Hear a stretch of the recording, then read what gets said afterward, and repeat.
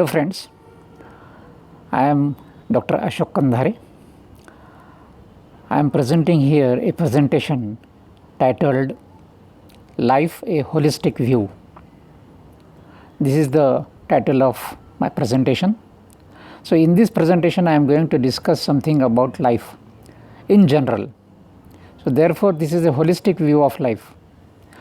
आयुष्य ह्याचा एक सामान्यतः एक दृष्टिकोन काय आहे, एक पूर्णपणे आपण आयुष्याकडे कशा पद्धतीने बघू शकतो त्याविषयीचं हे प्रेझेंटेशन आहे. So let us begin with this presentation. First of all, definition of life. Okay, life definition. So how this definition of life, I have tried to define the life. So this is the biological perspective of the definition of life.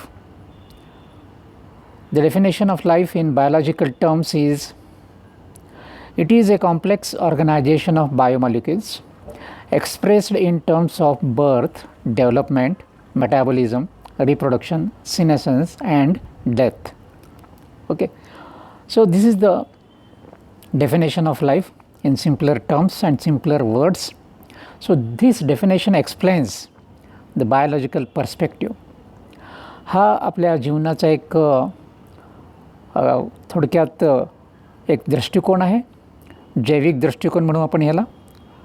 तर या ठिकाणी आयुष्य काय आहे? आयुष्य म्हणजे एक प्रकारची रचना आहे, एक प्रकारची अतिशय गुंतागुंत असलेली क्लिष्ट अशा प्रकारची एक रचना आहे, ज्यामध्ये बायोमॉलिक्युल्स आहे की नाही, बायोमॉलिक्युल्स ह्याचं एक्सप्रेशन होतं कशाच्या स्वरूपामध्ये?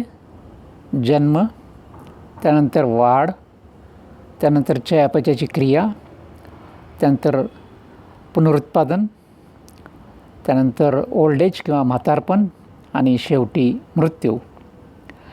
तर ह्या सर्व घटना आयुष्यामध्ये घडतात आणि जीवन जे आहे ते ह्या सर्व स्टेप्समधून किंवा ह्या सर्व पायऱ्यांमधून हे पुढे पुढे सरकत असतं.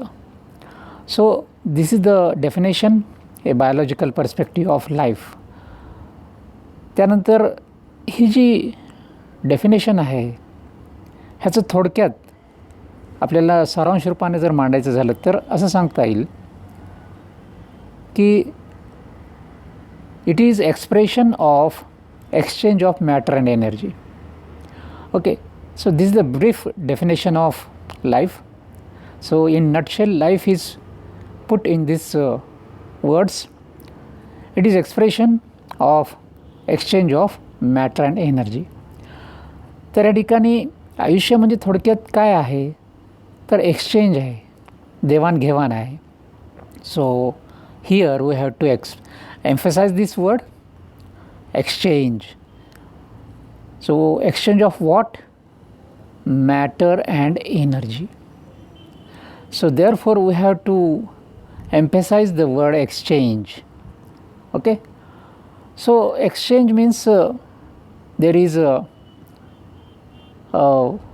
exchange between two individuals or many individuals.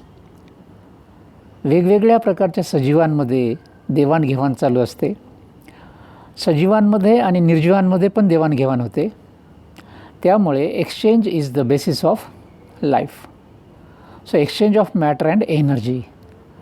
So this is the what can say biological perspective of life. Now social perspective. So what is the social perspective of life? So here the definition of life in social perspective. It is complex biosocial interactive exchange of physical and psychosocial elements.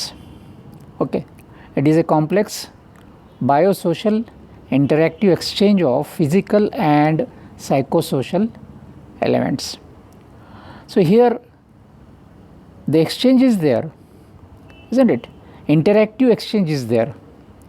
ह्या ठिकाणी जर आपण शब्द जर बघितले तर ह्या ठिकाणी काय होतं की जैविक आणि सामाजिक अशा प्रकारचा हा शब्द आहे. बायोसोशल, इंटरॅक्शन अँड एक्सचेंज. ओके, म्हणजे आयुष्यामध्ये आपण काय करत असतो, एक प्रकारचं इंटरॅक्शन ह्या ठिकाणी होतं. मग ते जैविक आणि सामाजिक पातळी ह्या दोन्ही पातळ्यांवरती हे देवाणघेवाण घडत असते. Biosocial, interactive exchange of physical and psychosocial element, म्हणजे भौतिक देवाणघेवाण पण होते आणि मानसिक सामाजिक अशा प्रकारची पण देवाणघेवाण ही वेगवेगळ्या घटकांमध्ये होते, सजीवांमध्ये होते, निर्जीव आणि सजीव ह्याच्यामध्ये पण होते. म्हणजे थोडक्यात ह्या ठिकाणी काय होतं की माणूस हा सामाजिक प्राणी आहे. सामाजिक असल्यामुळे तिथं सायकोसोशल एक्सचेंज आला, सायकोसोशल देवाणघेवाण आली. So therefore we have to emphasise here the word that is psychosocial, isn't it. Biosocial आहे का नाही, म्हणजे आपली निसर्गाबरोबर पण देवाणघेवाण आहे. म्हणजे निसर्गाकडून आपण अन्न पाणी घेतोच, त्यानंतर सामाजिक क्षेत्रामध्ये पण आपलं देवाणघेवाण होते, ज्याला जैव सामाजिक अशा शब्द मी या ठिकाणी वापरलेला आहे. जैव सामाजिक, biosocial. So this biosocial exchange also happens during what I can say different interactions in the society. त्यामुळे ही जी काही व्याख्या आहे यामध्ये सामाजिक आणि जैविक अशा प्रकारचं हे देवाणघेवाण या ठिकाणी आपल्याला बघायला मिळतं. So therefore this is a social perspective of life. म्हणून दोन प्रकारची व्याख्या आपल्याला या ठिकाणी करावी लागते की बायोलॉजिकली आपण काय करतो आणि सोशली आपण काय करतो. म्हणजे आपलं जे काही आयुष्य आहे ते आपण साधारणपणे दोन पातळ्यावरती जगत असतो. एक आहे जैविक पातळी आणि दुसरी आहे सामाजिक पातळी. Okay, so therefore there are two versions of life. This is a biological version and this is social version. त्यानंतर we have to see that features of life. जीवनाचे काय महत्त्वाचे घटक आहेत किंवा ठळक वैशिष्ट्ये काय आहेत. त्यामध्ये आपल्याला असं बघायला मिळेल की there are two levels of life. आयुष्याच्या दोन पातळ्या आहेत. कुठल्या पातळ्या आहेत ह्या, तर एक पातळी आहे बायोलॉजिकल लेवल, ज्याला मराठीत जैविक पातळी असं म्हणता येईल. दुसरी जी पातळी आहे किंवा लेवल आहे ती आहे सोशल लेवल, सामाजिक पातळी. म्हणजे कुठलाही व्यक्ती ह्या दोन पातळ्यांवरती जीवन जगत असतो. Isn't it. A living being or human being leads his life on these two levels. One is biological level and another is social level. म्हणजे कुठलाही सजीव हा एक निसर्गाचा घटक आहे, तो एक प्राणी आहे, निसर्गाची निर्मिती आहे. आणि मग त्याच्या काही जैविक गरजा आहेत. त्या गरजा पूर्ण करण्यासाठी तो जैविक पातळीवरती पण जीवन जगत असतो. आणि सजीव हा सामाजिक प्राणी पण आहे. So therefore social level is also there. म्हणून कुठलाही ऑर्गॅनिझम किंवा सजीव हा जैविक पातळी आणि सामाजिक पातळीवरती जगत असतो. माणूस प्राणी हा एक निसर्गाच्या दृष्टीने जर बघितलं तर तो एक प्राणी आहे, परंतु त्याला सामाजिक जीवन पण आहे. तशाच प्रकारे आपण जर इतर प्राण्यांकडे जरी बघितलं, कुत्रा, मांजर, माकड, गाई, म्हशी हे जर बघितलं तर ते प्राणी आहेत, परंतु त्यांचं पण एक सामाजिक जीवन असतं. ते पण कळपाने राहतात. ते पण एकत्रित अशा प्रकारे स्वतःच्या एका स्पेसीजमध्ये ते जीवन जगत असतात. जेव्हा ते सामाजिक पातळीवरती जीवन जगत असतात त्यावेळेस ते प्रजननासाठी पण त्याचा उपयोग होतो. प्रजनन त्या ठिकाणी त्यांना करता येतं. म्हणून सामाजिक पातळी ही महत्त्वाची आहे, कारण कुठल्याही दोन सजीवांमध्ये ही देवाणघेवाण होत असते. And that exchange is on biological level as well as on social level. So therefore life is on the two levels, that is biological level and social level. तर ह्या गोष्टी लक्षात ठेवल्या पाहिजे की जीवनाच्या दोन पातळ्या आहेत. एक आहे biological level and another is social level. So in this way the life goes on these two levels. आता पुढचा एक प्रश्न असा येऊ शकतो की the purpose of life, what is the purpose of life, जीवनाचा उद्देश काय आहे. हा पण एक महत्त्वाचा प्रश्न काही लोकांच्या डोक्यात येऊ शकतो की what is the purpose of life. तर ह्याचा जर खोलवर विचार केला तर मला असं वाटतं की त्या ठिकाणी there is no specific purpose of life. जीवनाचा असं कुठल्याही प्रकारचं एक विशिष्ट असं काही उद्देश नाही आहे. म्हणजे निसर्गानं हे जे काही जीवन निर्माण केलेलं आहे, ही जीवनसृष्टी निर्माण केलेली आहे, त्याचा असा कुठलाही एक विशिष्ट अशा प्रकारचा उद्देश त्या ठिकाणी आपल्याला बघायला मिळत नाही. Isn't it. मग हा उद्देश का नाही असं मी म्हणतो आहे. Because no organism is adding to or deducing or deducting anything from the nature's original stock. म्हणजे ह्या ठिकाणी जर आपण बारकाईने बघितलं तर कुठलाही सजीव निसर्गामध्ये काही असं एक निर्मिती करत नाही, काही असं ॲडिशन करत नाही. निसर्गाचा जो काही स्रोत आहे त्या स्रोतामध्ये तो काही ॲडिशन करत नाही किंवा त्याच्यामध्ये डिडक्शन किंवा काही त्याच्यामध्ये कमी पण करत नाही. म्हणजे addition and deduction is not done by any organism, आहे की नाही. म्हणजे हा बेसिक विचार जर तुम्ही करून जर बघितला बारकाईनं तर तुमच्या लक्षात येईल की निसर्गानं जे काही निर्माण केलेलं आहे, निसर्गाचा जो काही ओरिजिनल स्टॉक आहे ह्या प्लॅनेटवरचा, तर त्याच्यामधूनच नवीन सजीव निर्माण होतात आणि मरून जातात त्या ठिकाणी. पण हे जीवन जगत असताना ते निसर्गाच्या ओरिजिनल स्टॉकमध्ये काही ॲड करतात का किंवा इथून काही घेऊन जातात का कुठं, तर कुठलंही मटेरियल काही ते घेऊन जात नाही. Therefore no organism is adding or deducting anything from the nature's original stock and they are doing just their work, that is natural work. Whatever the works nature has assigned to them, they are carrying out that work. So therefore there is no specific purpose of life. असं जर बघायला गेलं तर सजीव सृष्टीचा असं काही फार काही पर्पज नाही आहे. निर्माण जे काही झालेली सजीव सृष्टी त्याचा काही असं विशेष असं उद्देश नाही आहे असं आपल्याला म्हणता येईल. It is just process of reactions that is continuous becoming of beings or entities. म्हणजे हे मग काय आहे. So it is just a process of reactions that is continuous becoming of beings or entities. तर ही एक सतत घडण्याची प्रक्रिया आहे.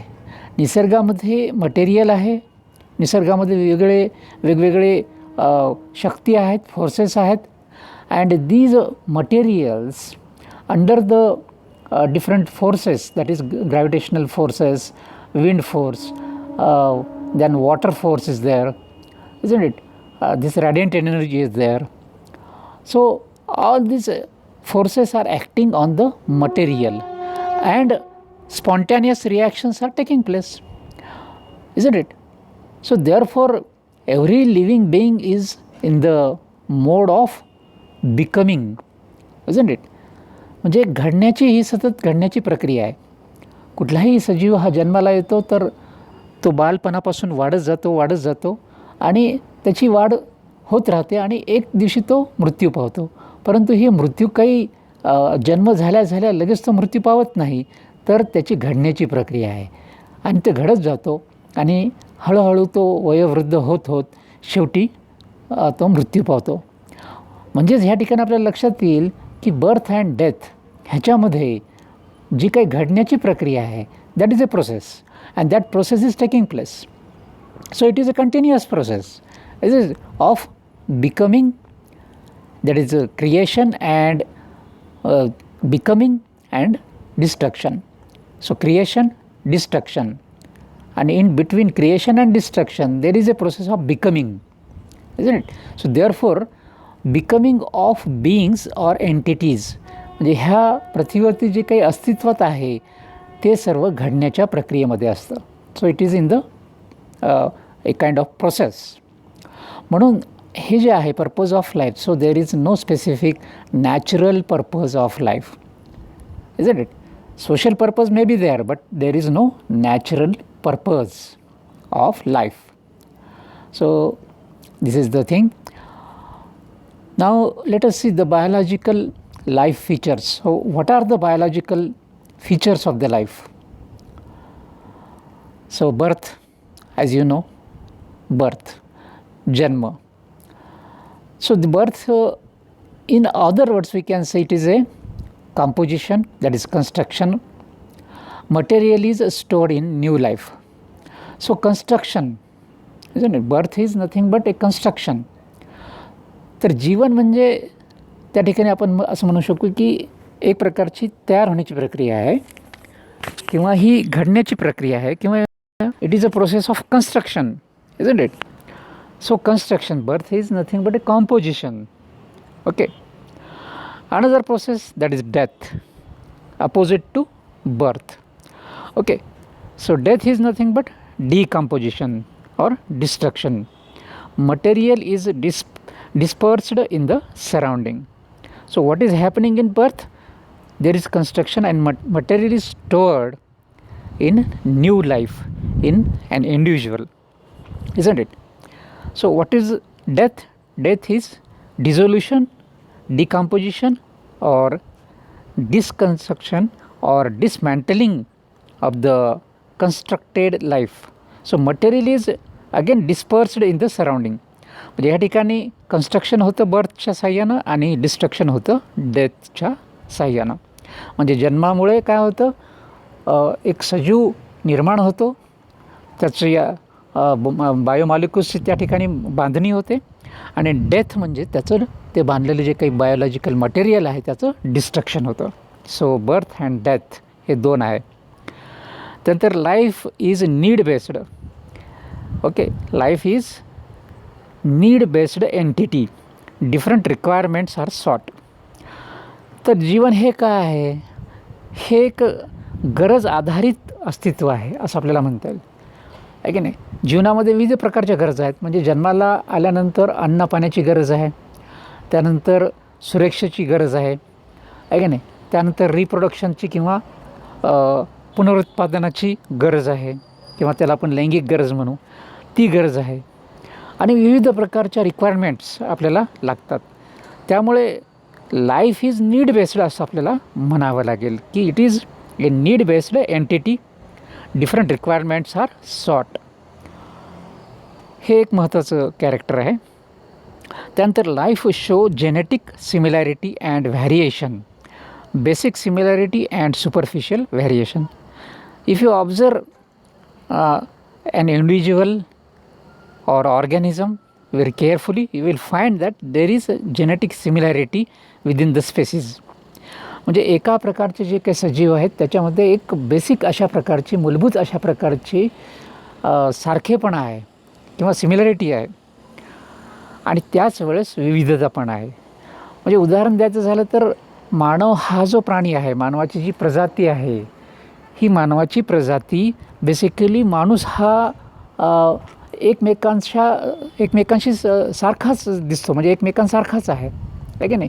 कुठलाही सजीव आपण बघितला व्यक्ती तर बेसिकली एक माणूस दुसऱ्या माणसाशी अगदी म्हणजे काय म्हणता येईल दिसायला सारखाच असतो, परंतु त्याच्यामध्ये वेगळेपण पण आहे. म्हणजे उदाहरण द्यायचं झालं तर आपला मित्र आपण बरोबर ओळखतो, परंतु मित्रासारखेच अनेक दुसरे व्यक्ती आहेत, परंतु आपण आपला मित्र कसा काय ओळखतो, किंवा आपली जी काही व्यक्ती आहे, आपली जवळची व्यक्ती, आई वडील किंवा भाऊ बहीण, ह्या लोकांना, आपल्या जवळच्या लोकांना आपण हजारो लोकांमध्ये कसं काय ओळखू शकतो.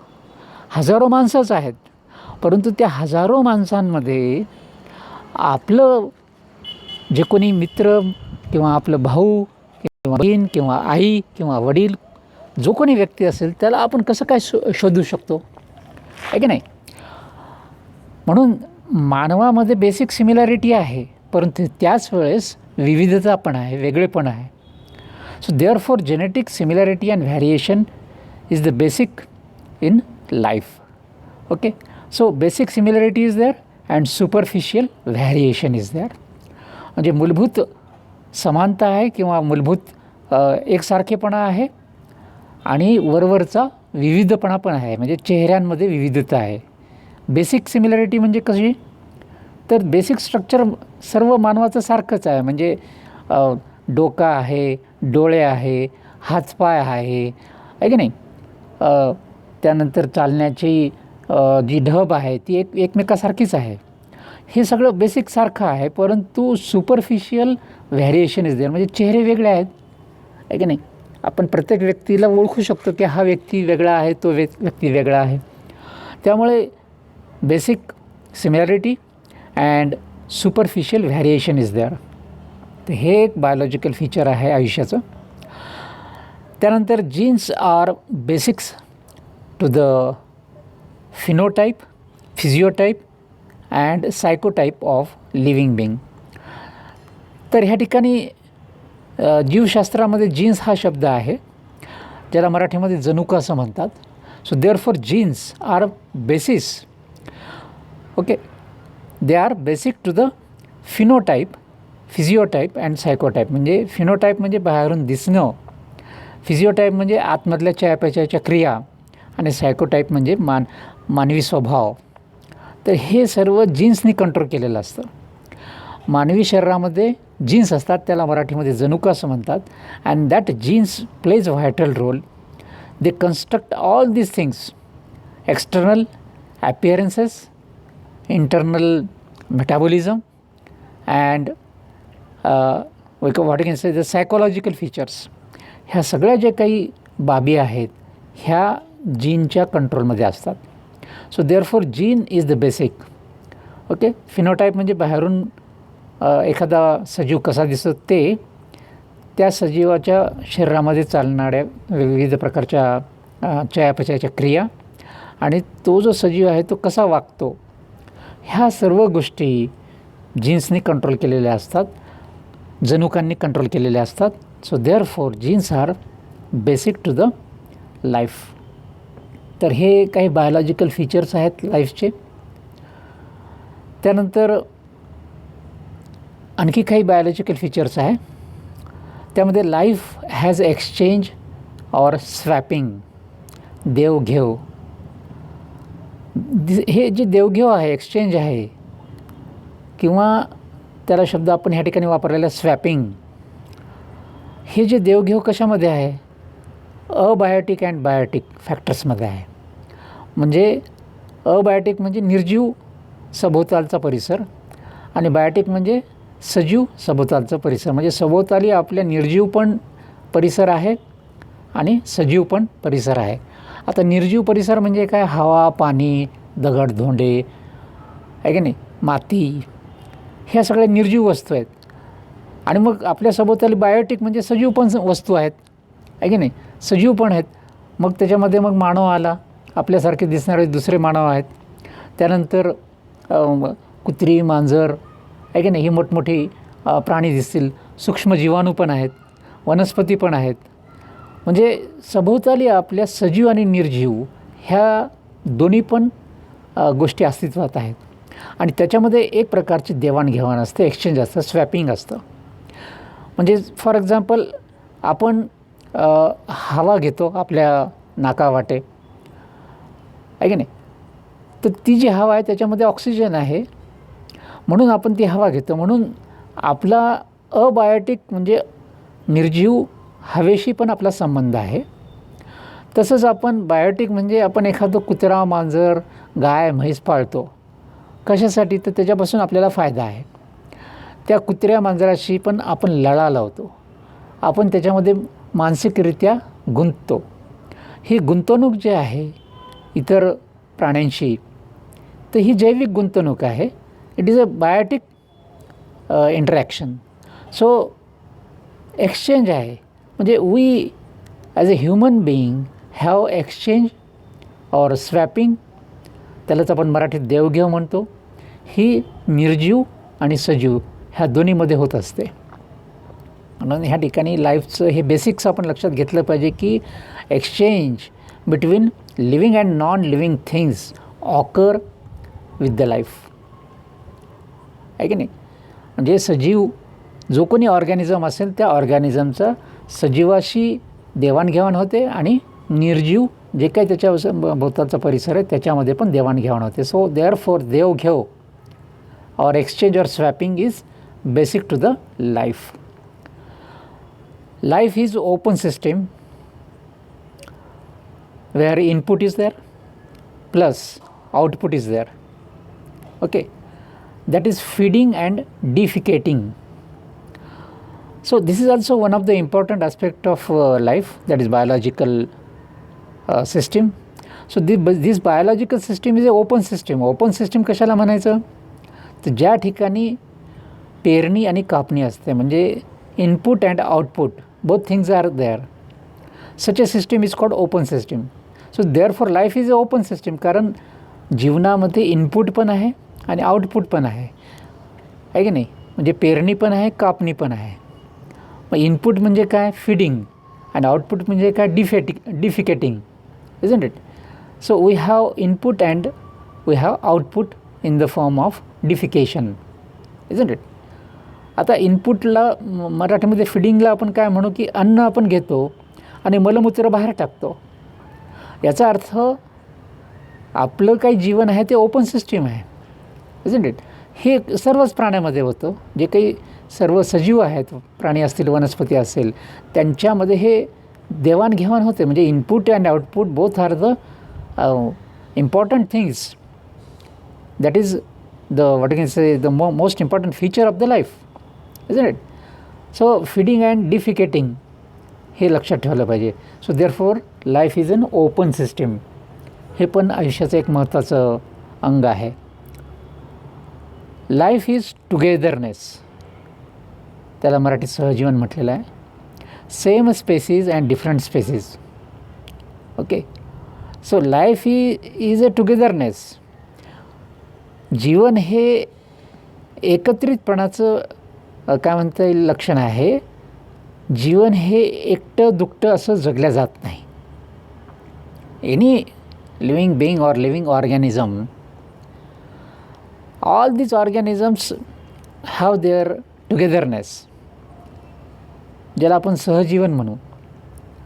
Same species and different species, म्हणजे एकाच प्रजातीमध्ये आणि विविध प्रजातीमध्ये देवाणघेवाण आहे की नाही. आता एकाच प्रजाती म्हटल्यानंतर मग मानव ही एक प्रजात आहे. मग हे सगळे मानव जे आहेत ते एकटे दुकटे असं जगत नाहीत, तर ते सहजीवन जगत असतात. आपण असं जंगलामध्ये एकटं राहून जगू शकत नाही. आपल्याला समाज पाहिजे आणि आपण समाजामध्ये जीवन जगू शकतो. So therefore togetherness is one of the important feature of life.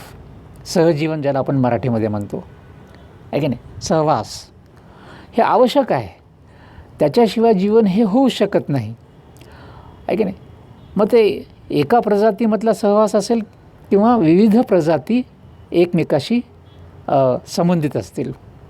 जसं म्हणजे आपण एक प्रजात, समजा आपण मानवी प्रजात आहे, तर मानवांचा पण समूह आहे आणि मानवाच्या समूहासोबत इतरही काही प्रजातीचे समूह आहेत.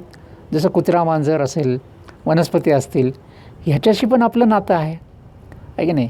आपलं नातं फक्त आपल्याच भावा बहिणीशी किंवा आई वडिलाशी किंवा मित्र मैत्रिणीशी नाही आहे, तर आपला सहवास आणि आपला संबंध हा कुत्र्या मांजराशी पण आहे, बॅक्टेरियाशी पण आहे की नाही, प्रोटोझोआशी पण आहे, वनस्पतीशी पण आहे की नाही, गाई म्हशीशी पण आहे. म्हणजे आपली देवाणघेवाण दोन्हीकडे चाललेली आहे. आपण आपल्याही प्रजातीमध्ये म्हणजे आपल्या सारख्या सजीवाशी पण आपण देवाणघेवाण करतो आहे, आणि आपल्यापेक्षा वेगळे जे काही सजीव आहेत त्यांच्याशी पण आपण देवाणघेवाण करतो आहे. त्यांच्याबरोबर पण आपण जीवन जगत आहोत आहे की नाही. म्हणजे आपण बघतो की आपल्यासोबत आपला कुत्रा पण राहतो आहे की नाही. पूर्वी शेतामध्ये वगैरे तर कुत्र्यासोबत गाई म्हशी पण असायच्या, शेळ्या मेंढ्या असायच्या, कुत्री असायची आहे की नाही, विविध प्रकारचे प्राणी असायचे. परंतु आता अलीकडच्या काळामध्ये जर आपण बघितलं तर फ्लॅटमध्ये पण आपण आपला एखादा कुत्रा पाळून घेतो. त्या कुत्र्याबरोबर पण आपले संबंध निर्माण होतात. म्हणून जीवन हे सहजीवन आहे. This is important thing. So therefore life is togetherness, आणि म्हणून त्या ठिकाणी एक्सचेंज महत्त्वाचं आहे. So what we are discussing, there is togetherness and there is a relation between the organisms from same species and organism from the different species. So therefore there is exchange, देवाणघेवाण आहे. मग ही देवाणघेवाण कशाची आहे? Materialistic देवाणघेवाण असेल किंवा materialistic देवाणघेवाण असेल, आहे की नाही? म्हणजे पदार्थाची पण देवाणघेवाण असेल आणि भावभावनांची पण देवाणघेवाण असेल. अशा प्रकारे हे सहजीवन असतं. त्यानंतर लाईफ हॅज सेल्फिशनेस, ज्याला आत्मकेंद्रितता आपण म्हणू शकू, आहे का नाही? Life has selfishness, that is, त्याला मराठीमध्ये आत्मकेंद्रितता आपण म्हणतो. म्हणजे स्वतःविषयी विचार, आहे की नाही? Selfishness for sustenance. So life has selfishness for sustenance. Self care is aim of selfishness. म्हणजे आपण स्वतःची काळजी घ्यावी, त्या उद्देशानं सेल्फिशनेस निसर्गानं आपल्याला दिलेली आहे. म्हणजे माणूस स्वतःची काळजी घेतो, माणूस स्वतःचं भरणपोषण करतो, माणूस स्वतःला खाऊ घालतो, आहे की नाही? म्हणजे लहान मूल जन्माला आल्यानंतर रडायला लागतं आणि ते आईला अन्न मागायला लागतं, आहे की नाही? म्हणजे ते रडणं त्याचं कशासाठी आहे? तर स्वतःचं पोट भरण्यासाठी आहे. म्हणून त्या ठिकाणी ते लहान मूल सेल्फिशनेस त्याच्यामध्ये आहे, तो निसर्गाने दिलेला आहे. तसंच कुठलाही एखादा व्यक्ती स्वतःचं भरणपोषण करत असतो. आधी तो स्वतःच्या पोटा पाण्याचा विचार करतो आणि मग तो इतरांना देण्याचा प्रयत्न करतो. मग हे सेल्फिशनेस म्हणजे काय? तर स्वतःला मेंटेन किंवा सस्टेन करण्यासाठी हे आवश्यक आहे. Wasn't it? म्हणजे स्वतःची स्वतः काळजी घेतो माणूस. माणसाला भीती का वाटते? तर त्याला इतर गोष्टीपासून स्वतःचं रक्षण करण्यासाठी भीती हा प्रकार असतो आणि ती भीती निसर्गाने त्याला दिलेली आहे. तर ती कशासाठी? तर आपण म्हणतो की सेल्फिशनेस, पण ते आवश्यक आहे, आहे की नाही? जर एखाद्या व्यक्तीने स्वतःकडे लक्ष दिलंच नाही, स्वतःचं भरणपोषण केलंच नाही, आपल्या स्वतःच्या खाण्यापिण्याकडे लक्ष दिलंच नाही आणि सर्व जे काही कमवून आणलं आणि ते दुसऱ्यांनाच देत राहिला आणि स्वतः काही जेवतच नसला, तर काय होईल? तो शेवटी मरून जाईल, आहे की नाही? म्हणून निसर्गाने त्याला भूक दिलेली आहे आणि त्या भुकेपोटी तो खात असतो. त्याला जीभ दिलेली आहे आणि त्या जिभेमुळे काय होतं? त्याला त्या वेगवेगळ्या पदार्थाचं काय म्हणता येईल, चव घेता येते आणि त्या चवीसाठी तो काय म्हणता येईल, स्वतःचं भरणपोषण करत असतो. आणि हे भरणपोषण, स्वतःचं काळजी ह्यासाठी सेल्फिशनेस असते. परंतु ती अति सेल्फिशनेस जर झाली तर ती दुसऱ्यांना घातक होते.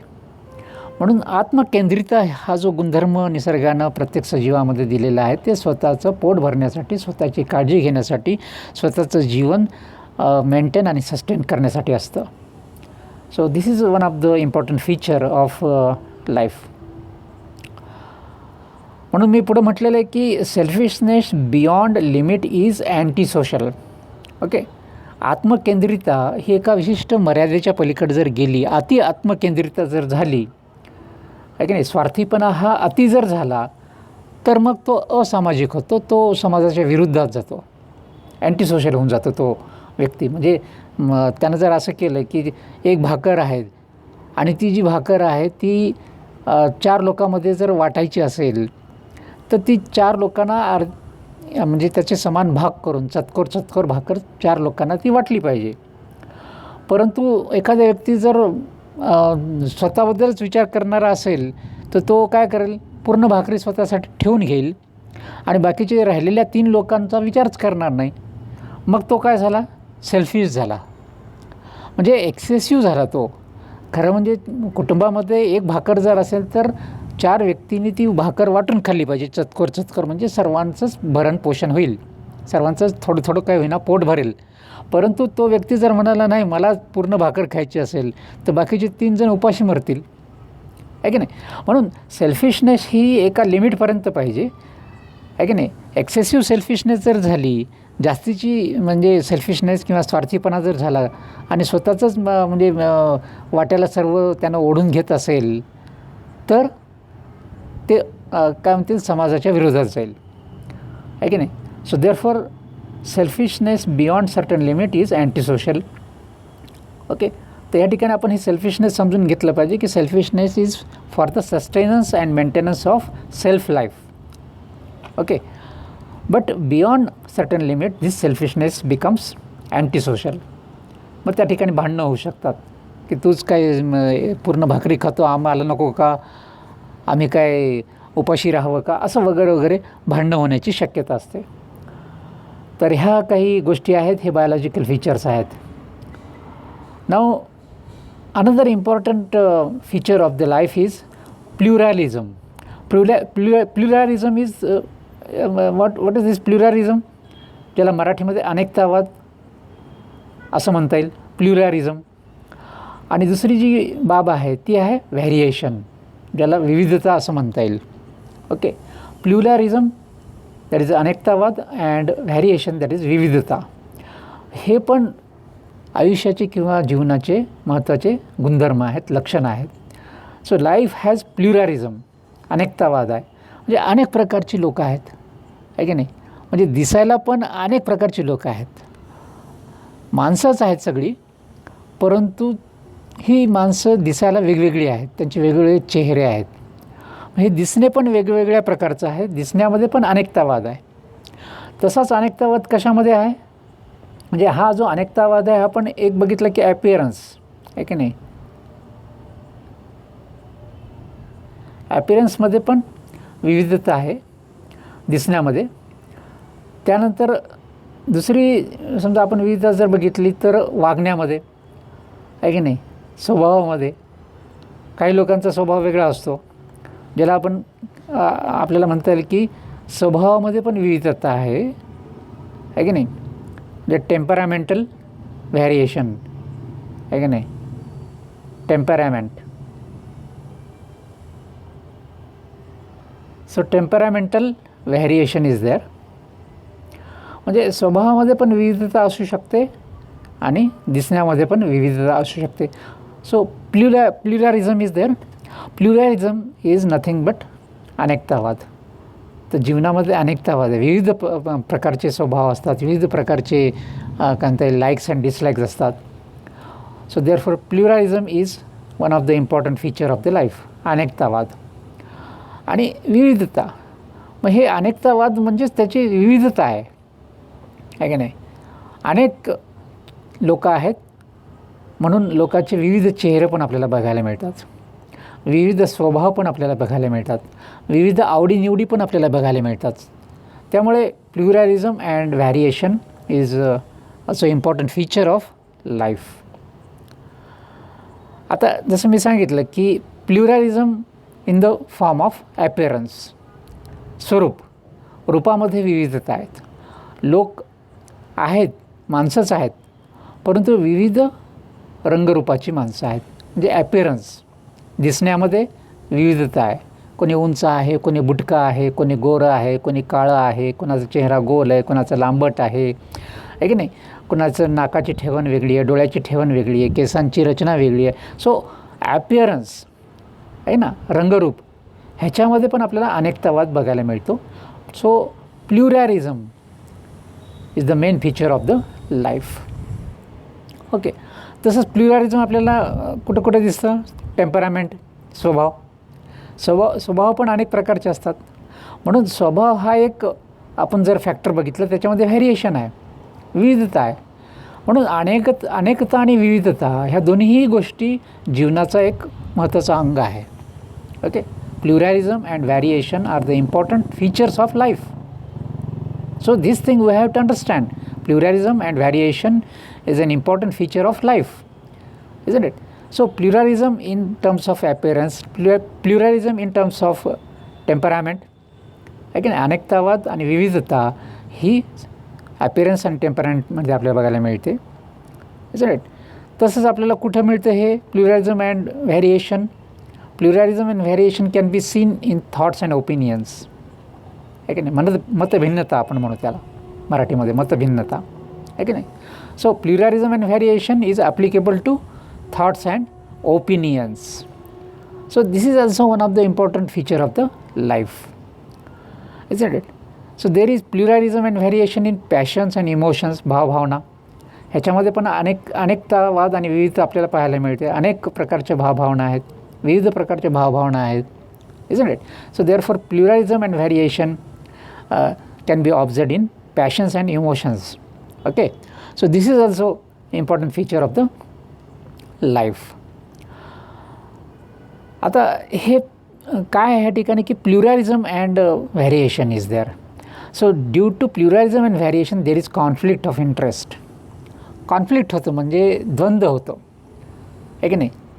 दोन व्यक्तीमध्ये ते द्वंद्व होऊ शकतं, दोन विविध समूहामध्ये द्वंद्व होऊ शकतं आहे की नाही. तर त्या ठिकाणी कॉन्फ्लिक्ट होतं, एक संघर्ष होतो. कशाचा? स्वतःच्या इंटरेस्टचा, स्वतःचं जे काही हित आहे स्वहितामध्ये काय होऊ शकतं? कॉन्फ्लिक्ट होऊ शकतं. त्याला हितद्वंद्व आपण असं म्हणू शकतो मराठीमध्ये, इजंट इट. मग हे हितद्वंद्व कशामुळे येतं? तर pluralism and व्हॅरिएशनमुळे.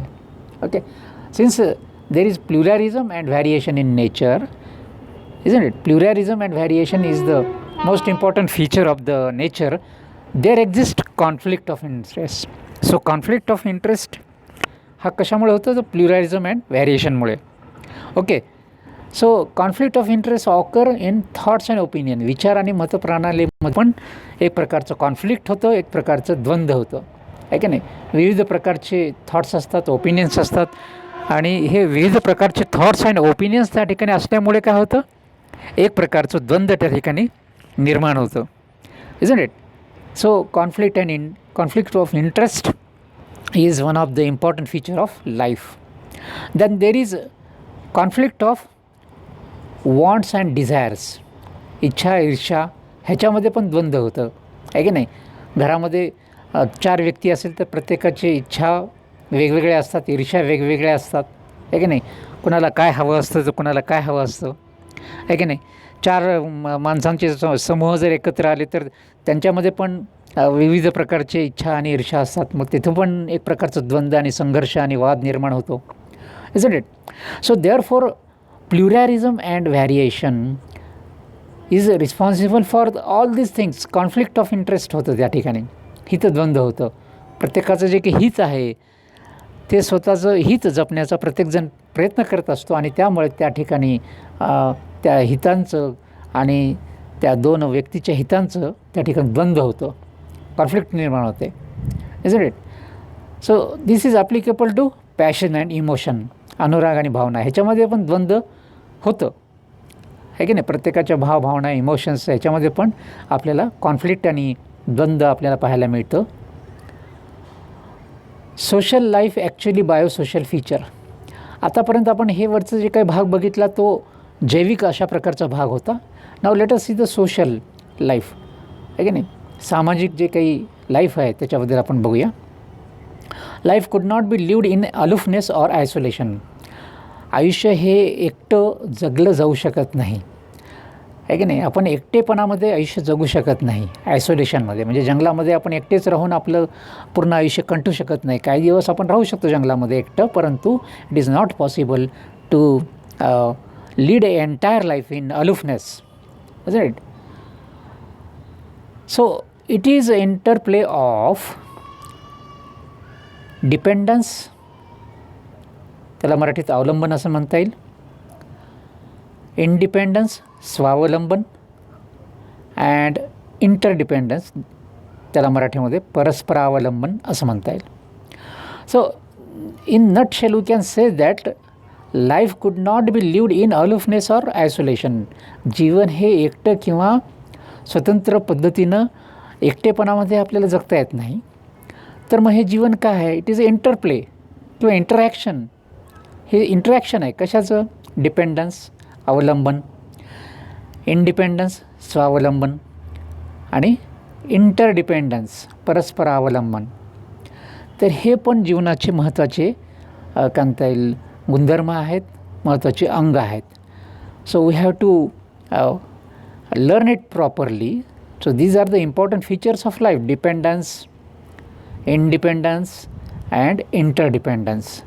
So these are the important features of life. मग आता ह्या ठिकाणी आपण जर विचार केला की व्हॉट इज दिस डिपेंडन्स, अवलंबन काय आहे? दुसऱ्यावरती अवलंबून राहण्याचा हा जो प्रकार आहे निसर्गाने निर्माण केलेला आहे, isn't it? So dependence is indicator of weakness and deficiency. एखादा व्यक्ती दुसऱ्या व्यक्तीवरती अवलंबून का राहतो किंवा एक सजीव दुसऱ्या सजीवावरती अवलंबून का राहतो? कारण तो वीक असतो किंवा त्याच्यामध्ये काहीतरी कमतरता असते. So weakness and deficiency, these are the two things that makes the organism dependent. Okay, अवलंबन हे जे आहे हे निसर्गामध्ये निसर्गाचाच प्रकार आहे, निसर्गाचाच गुणधर्म आहे अवलंबन. लाईफमध्ये तुम्हाला कुणावरतरी अवलंबून काही काळाकरता तरी अवलंबून राहावं लागतं. So therefore dependence is one of the important feature of the life. आता इथं उदाहरण घेतलेलं आहे की बायोलॉजिकल डिपेंडन्स आहे की नाही, जैविक अवलंबन ज्याला आपण म्हणूया, बायोलॉजिकल डिपेंडन्स. तर बायोलॉजिकल डिपेंडन्समध्ये आपल्याला काय बघायला मिळतं? Infancy, disease and सेनायलिटी. इन्फन्सी म्हणजे बाल्यावस्था, डिसीज म्हणजे आपण आजारी आहोत ती अवस्था, आणि सेनायलिटी म्हणजे म्हातारपण. तर ह्या जैविक काय म्हणता येईल स्थित्यांमध्ये आहे की नाही, जैविक स्थिती आहे ही. बालपण किंवा लहान मूल जे काय असतं इन्फंट, ते अवलंबून असतं आईवरती किंवा वडिलांवरती किंवा इतर जे काही नातलग आहेत त्यांच्यावरती. म्हणून ह्या ठिकाणी जर बघितलं आपण की बाल्य अवस्थेमध्ये अवलंबन असतं आहे की नाही, आईवडिलांवरती किंवा घरातल्या कुठल्याही कुटुंबातल्या व्यक्तीवरती. आजारी व्यक्ती पण अवलंबून राहतो. आजारी व्यक्तीचा आजार जर त्याचा जास्त बळावला तर he cannot lead his independent life. त्यामुळे आजारपणामध्ये पण आपल्याला अवलंबन येतं आहे की नाही. So the person suffering from certain disease has to depend upon others. So senility आहे की नाही, the person who is becoming old, isn't it? The person grew old has to depend upon other persons. म्हातारपणी पण आपल्याला दुसऱ्या व्यक्तींवरती अवलंबून राहावं लागतं. So therefore if you see the basic features of dependence, that is weakness and deficiency. आणि ह्या ठिकाणी लक्षात ठेवलं पाहिजे की विकनेस आणि डेफिशियन्सी किंवा त्रुटी हे दोन महत्त्वाचे जे घटक आहेत त्याच्यामुळे अवलंबन निर्माण झालेलं आहे. त्यानंतर सामाजिक अवलंबन आहे, डिपेंडन्स बायोलॉजिकल पण आहे आणि सोशल पण आहे. So intellectual dependence, economic dependence, cultural dependence and political dependence. So these are the social dependence आहे की नाही. The person who is intellectually weak has to depend upon intellectually strong person. एखादा व्यक्ती जर बुद्धीनं कमी असेल तर त्याला त्याच्या बुद्धीचा वापर आणि विकास करण्यासाठी एखाद्या हुशार व्यक्तीवरती अवलंबून राहावं लागतं आहे की नाही. फॉर एक्झाम्पल की शाळेमध्ये लहान मुलं असतात, त्यांची बौद्धिक वाढ झालेली नसते, बौद्धिक वाढ होण्याच्या त्या स्थितीमध्ये ते असतात. मग त्यांना शिक्षक जो असतो तो हुशार असतो, तो त्यांना शिकवण देत असतो.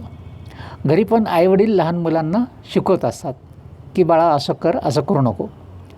म्हणून हे जे काही शिकवणं आहे ते हे इंटेलेक्च्युअल बनवण्याचं काम आहे. म्हणून तो जो लहान मूल असतं ते डिपेंडंट असतं इंटेलेक्च्युअली आहे की नाही. किंवा एखादा मेंटल इडियॉट असेल तर that idiot person has to depend upon intellectual or wise person.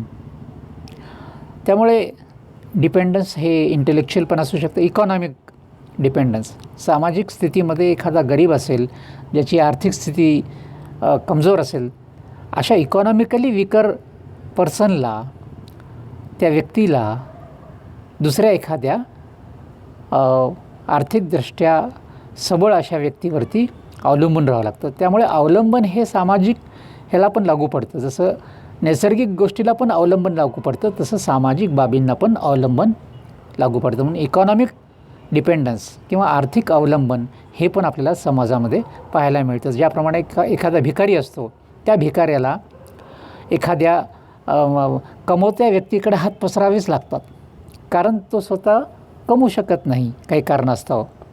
So that is called economic dependence. Cultural डिपेंडन्समध्ये काय होतं की सांस्कृतिक अवलंबन पण असतं, की काही लोकांना काही समजत नाही काही गोष्टी, की समाजामध्ये कसं वागावं, कसं राहावं आहे की नाही.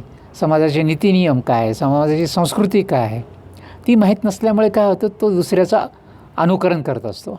So that is called cultural dependence. तो सांस्कृतिक अवलंबन हे पण असतं. पॉलिटिकल डिपेंडन्स आहे की नाही, राजकीय अवलंबन.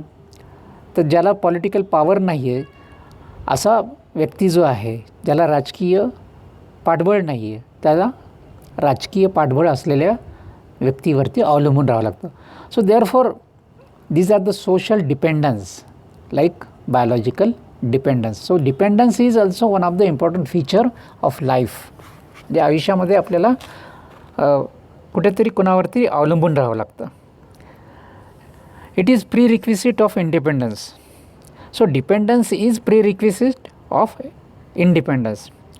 म्हणजे अवलंबन हे स्वावलंबनाचं पहिली पायरी असं आपल्याला म्हणता येईल. ओके, हे लक्षात घेतलं पाहिजे आपण की अवलंबन हे स्वावलंबनाची पहिली पायरी आहे. So a person cannot be independent by birth. So gradually he may acquire the independence from dependence. ज्याप्रमाणे मूल जे आहे हे जन्मलेल्या स्वतःच्या पायावरती चालू शकत नाही. त्याला आईचा हात पकडून, वडिलाचा हात पकडून किंवा इतर कुठल्याही ज्येष्ठ व्यक्तींचा हात पकडूनच एक एक पाऊल टाकावं लागतं. म्हणजे सुरुवातीला ते जे लहान मूल आहे ते अवलंबून आहे. Isn't it? That child or that infant is dependent upon some elderly person. Okay, and gradually he becomes independent. मग हळूहळू तो स्वतःच्या पायावरती उभा राहायला शिकतो, स्वतः चालायला लागतो. So therefore dependence is the first step for independence. So this is also the important feature of life. म्हणून हे जीवनाचे जे काही बेसिक फीचर्स आहेत हे आपण जोपर्यंत समजून घेत नाही तोपर्यंत आपल्या जीवनामध्ये आपल्याला कसं जगावं हे समजत नाही. म्हणून गौतम बुद्धांनी हे सगळं सांगितलेलं आहे की first of all look at the nature. निसर्गाकडे बघा. निसर्गामध्ये हे जे काही गोष्टी घडतात त्याच आपल्या सामाजिक जीवनाला लागू पडतात. म्हणून निसर्गाकडे बघायला पाहिजे. म्हणून I am comparing this biological features with that of social features. Okay, so dependence comes in nature first and then it is applicable to social life also. आहे की नाही? तर अशा प्रकारे हे आपण समजून घेतलं तर बऱ्याचशा आपल्या आयुष्यामध्ये जे काही दुःख आहेत ते कमी होऊ शकतात. म्हणजे बुद्धानं तेच सांगितलेलं आहे की नाही? Try to understand the life in its a natural form. That is the philosophy of Buddha. त्यानंतर डिमेरिट्स ऑफ डिपेंडन्स. तर हा विचार करत असताना आपण डिपेंडन्स जे आहे, अवलंबन, हे आपल्याला चांगलं वाटत नाही, परंतु हे निसर्गाचा नियम आहे. लहान मुलाला मूल जन्मल्या काही धावत सुटत नाही. तर ते लहान मूल प्रथमतः आईकडून ते शिकतं चालायला, वडिलांकडून ते चालायला शिकतं किंवा घरातल्या इतर लोकांकडून ते हळूहळू हात धरून एक एक पाऊल पुढं टाकायला लागतं आणि मग ते धावायला लागतं. Isn't it? ही अशी ती डेव्हलपमेंट होते. परंतु ह्या ठिकाणी डिमेरिट्स ऑफ डिपेंडन्स असं मी म्हटलेलं. तर हे काय आहे डिमेरिट्स? हे डिपेंडन्स जास्त काळ जर राहिला तर त्याचे काय म्हणता येईल डिमेरिट आहेत किंवा त्याचे काय म्हणता येईल वाईट परिणाम आहेत. Isn't it? It is a need of weaker individual to be dependent on able provider or donor individual. Isn't it? समाजामध्ये काय होतं की वीकर इंडिव्हिज्युअल, समजा भिकारी आहे, तर त्या भिकाऱ्याला आयुष्यभर एखाद्या डोनरकडे हात पसरावा लागतो. म्हणजे त्या भिकाऱ्याचं अवलंबन हे खूप कालावधीचं अवलंबन आहे की नाही? त्यानं नेहमी समजा आता फॉर एक्झाम्पल आपण उदाहरण घेऊया की लहान मूल असेल आहे की नाही, ते 1 वर्षाचं 2 वर्षाचं होईपर्यंत आईचा हात पकडून एक एक पाऊल टाकेल. परंतु एखादं मूल जर 5-6 वर्षाचं झालं तरी पण ते चालत नसेल तर काय मग? तो वीक आहे. And this weakness is a demerit आहे ना. एखादं 10-15 वर्षाचं मूल झालं आणि तरी त्या आईचा किंवा वडिलांचा हात धरून जर चालत असेल तर हे काय झालं? डिपेंडन्स झालं. आणि हे ओव्हर डिपेंडन्स झालेलं आहे. म्हणून over dependence is a demerit आहे की नाही? ते घातक आहे. So therefore over dependence makes the individual weak आहे की नाही? व्यक्ती हा काय होतो कमजोर होतो आहे की नाही. जर तो नेहमीच डिपेंडंट राहिला तर तो काय होतो, तो व्यक्ती कमजोर होतो. लहान मूल जर नेहमीच आपल्या आईवडिलाच्या खांद्यावर बसत राहिलं आणि ते जर म्हटलं मला चालायचंच नाही, तर काय होईल, त्याचे पाय वीक होतील, तो नीट चालू शकणार नाही, तो पळू शकणार नाही आहे की नाही. त्यानं स्वतःच्या पायाचा उपयोग जर नाही केला तर तो काय होईल, मोठा झाल्यानंतर पण ते मूल जे आहेत ते वीक राहील, त्याचे पाय वीक राहतील आहे की नाही, कमजोर राहतील आणि त्याला नीट धावता पण येणार नाही. So he becomes a weaker individual isn't it, because of over dependence isn't it. So dependence हा जो प्रकार आहे अवलंबन, त्याच्यामध्ये काय होतं की एक देणारा दाता असतो आहे का नाही. भिकारी जसा दात्याकडं नेहमी अपेक्षेच्या नजरेने पाहतो डोनरकडे, तसा मग तो सारखा जर पाहत राहिला तर तो काय होतो, तो कायमचा अवलंबी राहतो किंवा तो स्वावलंबी बनत नाही. मग ही कॅनॉट बी इंडिपेंडंट. म्हणून over dependence is very dangerous isn't it. So dependence comes with obedience and respect by recipient. ग्रहिता, जो ग्रहण करणार आहे त्याला ग्रहिता हा शब्द मी वापरलेला आहे. Recipient towards donor, data, individual. So dependence comes with obedience and respect by recipient towards donor, individual. म्हणजे ह्या ठिकाणी काय म्हणायचं आपल्याला की अवलंबन हे जे आहे किंवा डिपेंडन्स हे जे आहे हे काय आणतं, ओबिडियन्स, नम्रता आणि रिस्पेक्ट, आदर. कुणासाठी, जो देणारा आहे त्यासाठी. कुणाकडून, रेसिपियंटकडून. म्हणजे जो ग्रहण करत असतो, जो ग्रहिता आहे,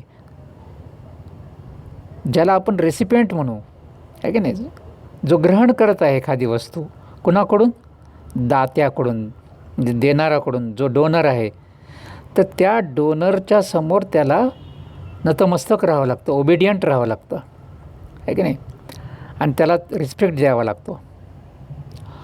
so that dependent person becomes a weaker person because he has to obey the donor आहे की नाही. त्याला ओबिडियंट राहावं लागतं, आज्ञाधारक राहावं लागतं, नम्र राहावं लागतं. कुणासमोर, दात्यासमोर. जो दाता आहे, देणारा आहे, त्याच्यासमोर काय होतं, ह्या जो ग्रहण करणारा आहे, ग्रहिता, त्याला त्याच्यासमोर काय करावं लागतं, नेहमी नतमस्तक राहावं लागतं. म्हणून ह्या ठिकाणी ही गोष्ट लक्षात घेतली पाहिजे की जो देणारा आहे तो प्रबळ असतो, जो देणारा आहे तो कसा आहे, प्रबळ आहे. So therefore it is very very important that one has to become independent. जर तुम्ही इंडिपेंडंट झाला नाहीत, स्वावलंबी झाला नाहीत, तर तुम्ही वीक राहाल, तुम्ही डिपेंडंट राहाल. म्हणजे हे निसर्गाचा नियमच आहे, isn't it. You have to understand it. Independence. आता ह्या ठिकाणी इंडिपेंडन्स जे आहे, स्वावलंबन आहे, ते काय आहे. It is the instinctive need of individual. It is the instinctive need of individual. Instinctive need म्हणजे काय की कुठल्याही व्यक्तीला स्वतंत्र व्हावंसं वाटतं. It is a instinctive need, म्हणजे नॅचरल नीड आहे ती. निसर्गतः प्रत्येकामध्ये असते. प्रत्येकाला असं वाटतं की मी स्वतंत्रपणे राहावं, माझ्या मनाप्रमाणे मी जगावं.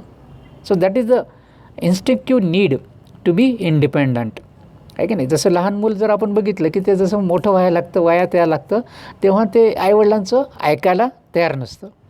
म्हणजे आईवडील एक गोष्ट सांगतात तर तो मुलगा तो ऐकायला तयार नाही, तो रडतो, नाही मला असंच करायचं आहे.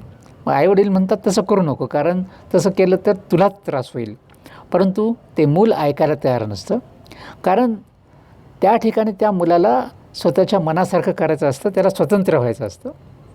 म्हणून every person wish to be independent आहे की नाही.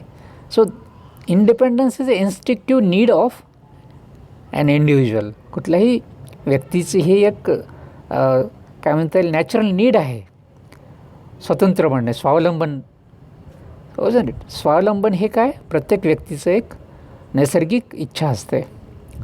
On the contrary long term dependence may lead to bondage. आहे की नाही. जर एखादा व्यक्ती दुसऱ्या व्यक्तीवरती खूप काळ जर अवलंबून राहिला तर त्याचा परिणाम काय होईल, गुलामीमध्ये होईल.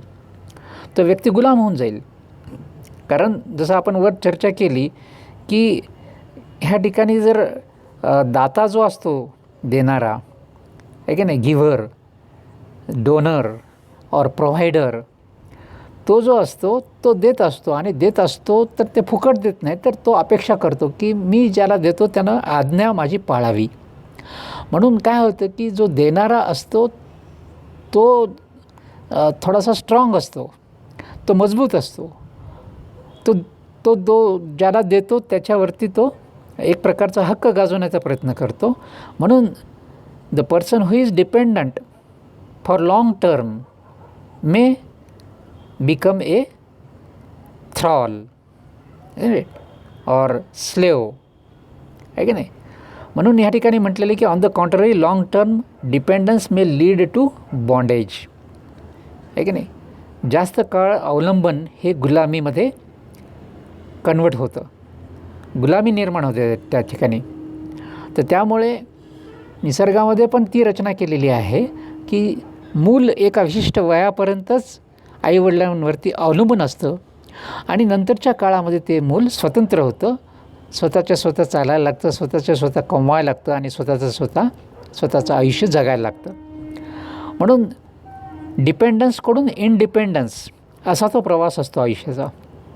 अवलंबनाकडून स्वावलंबनाकडे असा तो प्रवास असतो. परंतु हे अवलंबन जर फार काळ टिकून राहिलं तर त्याचं कन्व्हर्शन गुलामगिरीमध्ये होतं. So these are the important things that we have to see. Independence gradually grow from dependence on others. तर जसं आपण वर म्हटलेलं आहे की ही स्वतंत्रता जी आहे किंवा इंडिपेंडन्स जे आहे gradually grows from dependence on others. म्हणजे सुरुवातीला आपण अवलंबून असतो कोणावर तरी, लहानपणी जसं मूल अवलंबून असतं, परंतु नंतरच्या काळामध्ये काय होतं ते इंडिपेंडंट बनतं. तर त्यामुळे हे निसर्गाचाच नियम आहे. So growth from dependence to independence, isn't it. How this growth occurs from dependence to independence. म्हणून सामाजिक आयुष्यामध्ये पण हे घडलं पाहिजे की सुरुवातीला ठीक आहे आपण एखाद्यावरती अवलंबून असू, परंतु नंतर आपण स्वावलंबी झालं पाहिजे. म्हणून अवलंबनाकडून स्वावलंबनाकडे आपला प्रवास हा झाला पाहिजे. तर या ठिकाणी ही गोष्ट आपण लक्षात घेतली पाहिजे आयुष्यामध्ये. It is indicator of self respect, strength and confidence of an individual. तर ह्या ठिकाणी काय आहे की इंडिपेंडन्स किंवा स्वावलंबन हे काय आहे की नाही. Independence is an indicator of self respect, strength, confidence of an individual. आत्मनिर्भरता किंवा स्वावलंबन हे कशाचं लक्षण आहे तर स्वतःचं काय म्हणता येईल, आत्मनिर्भरता जर असेल तर त्या ठिकाणी तो व्यक्ती काय होईल, एक प्रकारचा कॉन्फिडंट राहील, तो त्याच्यामध्ये आत्मविश्वास राहील, तो स्वतः जीवन जगण्यासाठी तत्पर असेल. आहे की नाही. त्यामुळे independence is indicator of self respect. आहे की नाही. स्वतंत्रता किंवा स्वावलंबन हे कशाचं लक्षण आहे, सेल्फ रिस्पेक्ट. हे फार महत्त्वाचं आहे सामाजिक आयुष्यामध्ये, हे फार महत्त्वाचं आहे सेल्फ रिस्पेक्ट. आहे की नाही. ज्याला आपण आत्मसन्मान असा शब्द वापरू शकतो की सेल्फ रिस्पेक्ट काय, आत्मसन्मान. आणि हा आत्मसन्मान कुठून येतो तर इंडिपेंडन्स किंवा स्वावलंबनातून येतो. तो आपण परावलंबी जर राहिलो तर we cannot get the self respect, strength and confidence. त्यामुळे आत्मनिर्भरता किंवा स्वावलंबन हे आपल्याला आयुष्यामध्ये प्राप्त करता आलं पाहिजे. दुसऱ्यावरती अवलंबून जर तुम्ही राहाल तर तुम्हाला सेल्फ रिस्पेक्ट किंवा आत्मसन्मान मिळण्याची शक्यता कमी आहे. So these are the important things that we have to see, isn't it. जसं मी सांगितलं की हे निसर्गामध्ये पण आहे, समाजामध्ये पण आहे. निसर्गामध्ये जसं उदाहरण दिलं मी तुम्हाला की लहान मूल हे स्वतः चालायला जर शिकलं नाही, आहे की नाही, फार काळ जर ते इतरांवरती अवलंबून राहिलं तर ते अपंग बनतं, इजंट इट. मग त्या अपंगाला काही मग सेल्फ रिस्पेक्ट किंवा स्वतःचं स्वतः धावता येत नाही, स्वतःचं स्वतः काही कार्य करता येत नाही, मग त्याला दुसऱ्याच्या तोंडाकडे बघावं लागतं. So therefore self respect comes from independence. स्वावलंबनातूनच आत्मनिर्भरता आणि आत्मविश्वास आणि आत्मसन्मान निर्माण होऊ शकतो. हे आपण ह्या ठिकाणी शिकलं पाहिजे. हे निसर्गामध्ये पण आहे आणि समाजामध्ये पण आहे. त्यानंतर आता दुसरा महत्त्वाचा मुद्दा आहे, निसर्गामध्ये आपल्याला बघायला मिळतो आणि समाजामध्ये पण बघायला मिळतो, आहे की नाही. So what is that important feature of the life? Interdependence, परस्परावलंबन. इंटरडिपेंडन्स, परस्परावलंबन, एकमेकावरती आधारित असणं हे निसर्गाचा नियम आहे आणि तो समाजाला पण लागू पडतो. मग आता ह्या ठिकाणी जर आपण बघितलं की काय इंटरडिपेंडन्स किंवा परस्परावलंबन. परस्परावलंबन काय आहे तर it is परपेच्युअल need of life on earth as exchange. It is a theme of life. It is परपेच्युअल need of the life, आहे की नाही. On earth that is exchange is the theme of life. विनिमय, exchange म्हणजे विनिमय, देवाणघेवाण. So interdependence किंवा परस्परावलंबन हे आयुष्याचं एक काय म्हणतात सतत घडणारी प्रक्रिया आहे. ही म्हणजे जन्मापासून मृत्यूपर्यंत चालणारी प्रक्रिया आहे. आपण एकमेकावरती अवलंबून असतो विविध गोष्टीसाठी, अनेक गोष्टीसाठी, आहे की नाही. समाजामध्ये आपल्याला बघायला मिळतं की समजा 2 व्यक्ती असतील तर त्या व्यक्ती एकमेकाला काही ना काही आयुष्यभर देवाणघेवाण करतच असतात, आहे की नाही. आपण कुणाला काहीतरी देतो आणि त्याच्या बदल्यात काहीतरी घेतो, म्हणून एक्सचेंज होतं त्या ठिकाणी, आहे की नाही. जसं मित्रांमध्ये पण व्यवहार होतात, आहे की नाही. एक मित्र दुसऱ्या मित्राला काहीतरी देतो आणि त्याच्याकडून काहीतरी घेतो. असं नाही होत की एकच मित्र आयुष्यभर काहीतरी देत आहे आणि एक मित्र घेत आहे, मग ती मैत्री टिकत नाही. सो देअरफॉर एक्सचेंज, विनिमय, देवाणघेवाण, परस्परावलंबन, interdependence. So this is the most important feature of the life. म्हणजे हे निसर्गामध्ये पण आहे आणि समाजामध्ये पण आहे, isn't it. It is inseparable indicator of social life. तर सामाजिक जीवनामध्ये परस्परावलंबन हे म्हणजे कायम असतं त्या ठिकाणी जन्मापासून मृत्यूपर्यंत. हे कधीही न जाणारी बाब आहे. म्हणजे ज्याप्रमाणे डिपेंडन्स आणि इंडिपेंडन्स हे जाणाऱ्या किंवा येणाऱ्या गोष्टी आहेत, आहे की नाही. परावलंबन आणि स्वावलंबन ह्या दोन्ही गोष्टी ज्या आहेत त्या कायम नाही आहेत. काही काळ व्यक्ती अवलंबून असतो, त्याच्यानंतर तो स्वावलंबी होतो. परंतु परस्परावलंबन ही जी बाब आहे ही कायम राहते निसर्गामध्ये आणि समाजामध्ये. So interdependence is inseparable indicator of social life. त्याला इनसेपरेबल असा शब्द मी वापरलेला आहे. So it is inseparable. तुम्ही वेगळं करू शकत नाही इंटरडिपेंडन्सला किंवा परस्परावलंबनाला. So in social life this interdependence is inseparable. It remains integral to the dynamic life.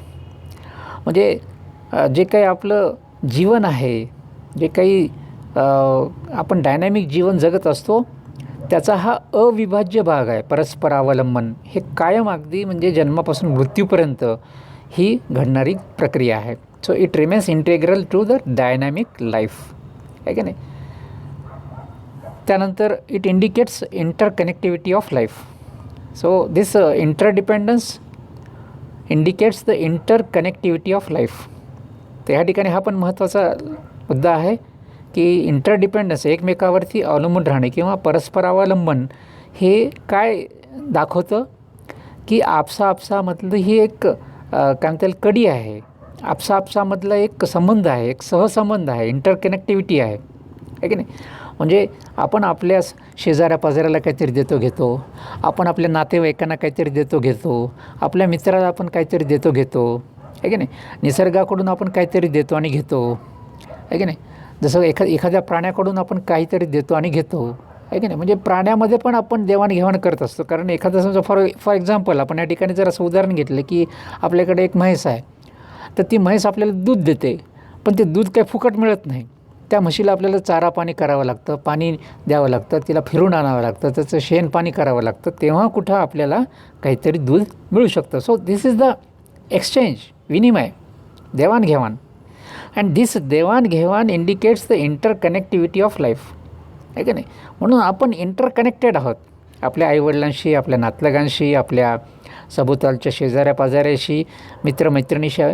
आपण सर्वांशी इंटरकनेक्टेड आहे. Because this interconnectivity is the basis of life, isn't it. It is a inseparable indicator. Interdependence, परस्पर अवलंबन, हे आपण आयुष्यातून कधीच काढू शकत नाही. म्हणून आपण अवलंबन जरी असेल किंवा स्वावलंबन जरी असेल तरी पण परस्परावलंबन मात्र जाऊ शकत नाही आयुष्यातून. हा निसर्गाचा महत्त्वाचा नियम आहे, isn't it. So we have to understand these things. It helps to keep vainglory of individual under control. परस्परावलंबन किंवा interdependence helps to keep vainglory of an individual under control. त्या ठिकाणी काय होतं की परस्परावलंबन जर असेल तर स्वार्थीपणा किंवा आत्मकेंद्रितता हा जो प्रकार आहे हा कंट्रोलमध्ये राहतो. म्हणजे एखाद्या व्यक्तीला आत्मकेंद्रित राहता येत नाही, म्हणजे स्वतःमध्येच फार म्हणजे मी मोठा असं गर्व त्याला करता येत नाही, कारण त्याला दुसऱ्यावरती अवलंबून राहावं लागतं. Interdependence is there, isn't it. कुठल्या ना कुठल्या गोष्टीसाठी एखाद्या व्यक्तीला दुसऱ्या व्यक्तीकडं जावंच लागतं. आणि दुसऱ्या व्यक्तीकडे जायचं असेल तर त्या ठिकाणी तो गर्व करणार नाही, तो असं म्हणणार नाही की मी मोठा आहे. त्याला कुठेतरी दुसऱ्या व्यक्तीला थोडंसं मोठं मानून त्याच्याकडे जावं लागतं कुठली तरी गरज पूर्ण करण्यासाठी. Okay. So therefore this is the important factor, आहे की नाही. इंटरडिपेंडन्स कंट्रोल्स द व्हॅनग्लोरी, आहे की नाही. It helps to keep vainglory of an individual under control, आहे की नाही. त्याच्यामुळे ह्याला लगाम पडतो. आत्मकेंद्रिता किंवा गर्विष्ठपणा ह्याला लगाम पडतो. फार गर्व करता येत नाही, कारण गर्व केला तर दुसऱ्याकडं काही एखादी गरज भागवण्यासाठी तुम्हाला जाता येणार नाही. म्हणून तिथं काय होतं, अवलंबन आलं, परस्पर अवलंबन. आणि त्याच्यामुळे एखादा गर्विष्ठ व्यक्ती असेल, आत्मकेंद्रित असेल, त्याच्यामध्ये तो आत्मकेंद्रित असेल, स्वार्थी असेल आणि स्वतःला फार मोठा समजणारा असेल तर त्याचा तो गर्व किंवा त्याचा तो स्वतःचा मोठेपणा फार काळ टिकू शकत नाही, कारण त्याला इतर व्यक्तीकडे पण काही ना काही गरज पूर्ण करण्यासाठी जावं लागतं. त्यामुळे परस्पर अवलंबन हे अतिशय महत्त्वाचं आहे. फार एखाद्याला काय म्हणता येईल, फार गर्विष्ठ किंवा आत्मकेंद्रित होऊ देत नाही. हे पण निसर्गाचा महत्त्वाचा नियम आहे. त्यानंतर ह्या ठिकाणी हा जो महत्त्वाचा मुद्दा आहे, काय महत्त्वाचा मुद्दा आहे, persistent interdependence of life. Persistent म्हटलेलं आहे. म्हणजे इंटरडिपेंडन्स, परस्पर अवलंबन ही एक कायम बाब आहे निसर्गाची आणि समाजाची. म्हणजे निसर्गामध्ये आणि समाजामध्ये इंटरडिपेंडन्स हे कसं आहे, कायम आहे, पर्सिस्टंट आहे, isn't it. We cannot avoid this interdependence. मग हे कसं आहे, तर ह्या ठिकाणी जर तुम्ही बघितलं की डिपेंडन्स, इंडिपेंडन्स हे जाऊ पण शकतं, येऊ पण शकतं, पण इंटरडिपेंडन्स हे जाऊच शकत नाही. निसर्गातूनही जाऊ शकत नाही आणि समाजामधून पण जाऊ शकत नाही.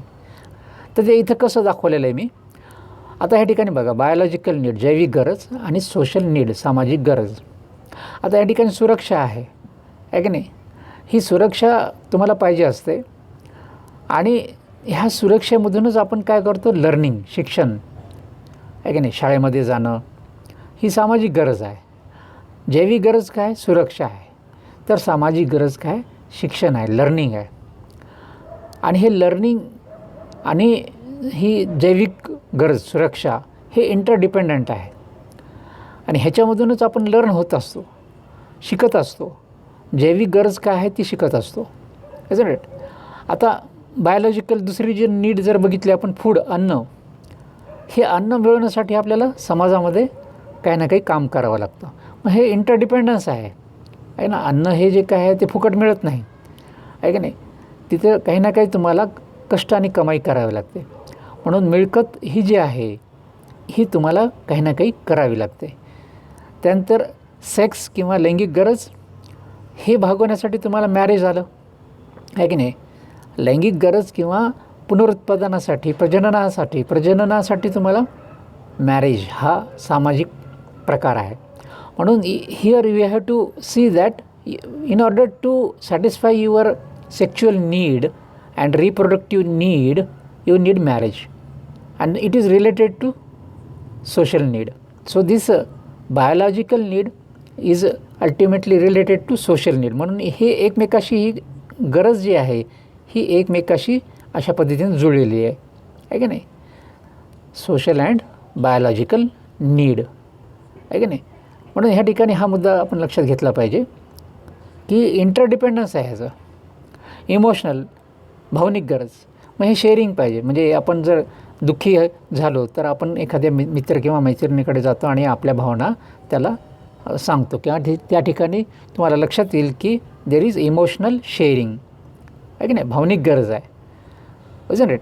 मग काही दुःख असेल सुख असेल तर आपण एकमेकाला ते सांगतो. So this is the emotional need and this emotional need is satisfied through social need आहे की नाही. त्यानंतर बायोलॉजिकल फीचर्स आर क्रूड असं म्हटलेलं आहे ह्या ठिकाणी. बायोलॉजिकल फीचर्स ह्या क्रूड आहेत. त्याला शब्द असंस्कृत असा वापरलेला आहे. आणि this crudeness can be processed in society. त्याचं सुसंस्कृतीकरण होऊ शकतं आहे की नाही. म्हणजे ही जी जैविक जे काही फीचर्स आहेत आपल्या त्या असंस्कृत असतात, क्रूड असतात. त्याच्यावरती प्रक्रिया करून समाजामध्ये आपण ती क्रूडनेस काढून टाकतो, त्याला सुसंस्कृत करत असतो आहे की नाही. म्हणजे एखादा लहान मूल असेल तर त्या मुलाला माहीत नसतं की समाजामध्ये कसं वागावं, कसं जगावं. मग तो असंस्कृत असतो, म्हणजे क्रूड आहे तो. आणि त्याची क्रूडनेस आपण त्याला सामाजिक नीती नियम समजून सांगून त्याच्यामधला जो काही क्रूडपणा आहे किंवा असंस्कृतपणा आहे त्याला काढून टाकतो. म्हणजे त्याचं सुसंस्कृतीकरण करतो, सामाजिकीकरण करतो. So therefore biological features are crude, असंस्कृत असतात.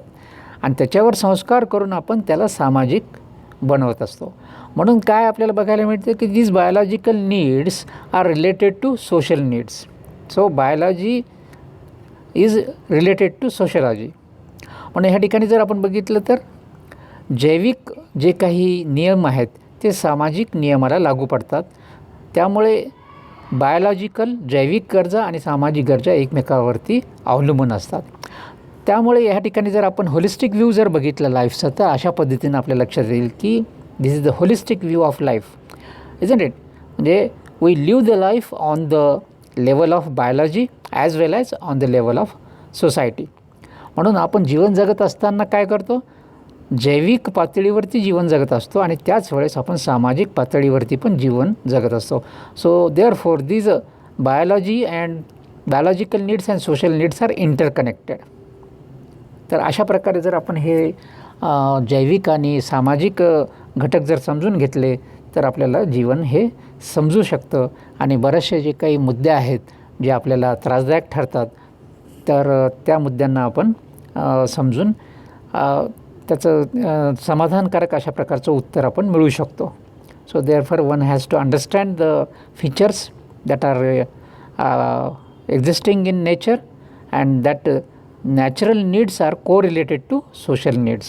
हे आपल्याला समजून घेतलं पाहिजे. तर अशा प्रकारे हे काय म्हणता येईल आपलं आयुष्य असतं. जैविक आणि सामाजिक पातळीवरती आपण ते जगत असतो. तर ह्याला जर नीट समजून घेतलं तर आपले बरेचसे अडचणी दूर होतील. आणि गौतम बुद्धानं पण हे सांगितलेलं आहे, try to understand all these needs of life in natural terms and correlate these natural needs to the social needs. ह्याचं कोरिलेशन लावलं तरच आपल्याला ते आयुष्य काय आहे ते पूर्ण लक्षात येईल. Okay, so friends, this is the presentation on life. Though it is a lengthy presentation, but you should think over these things that I have explained to you. तर ह्या गोष्टीचा तुम्ही विचार करा आणि आयुष्य काय आहे हे जे काय मी तुमच्यासमोर मांडलं त्याला तुम्ही तुमच्या पद्धतीनं पण समजून घ्यावं असं मला वाटतं. थँक्यू, धन्यवाद.